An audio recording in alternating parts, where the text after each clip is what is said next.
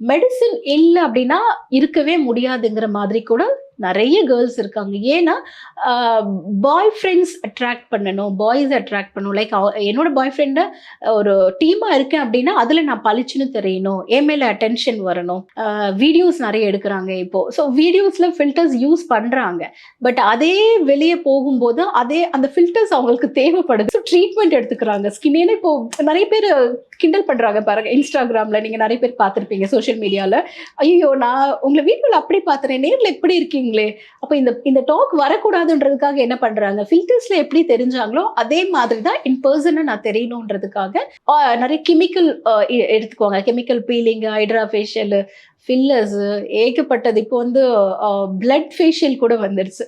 ஓ! நெறைய ஆர்டிஸ்ட் இப்ப பண்ணிட்டு இருக்காங்க. அவங்களுடைய பிளட்ட வந்து சேஞ்ச் பண்ணிக்கிறாங்க. பிளட் எடுத்து ஃபேஷியலாவும் பண்ணிக்கிறாங்க. அதுல ஏதாவது ஸோ இது அதுல கிடைக்குமா? பிரைட்னஸ் வருது.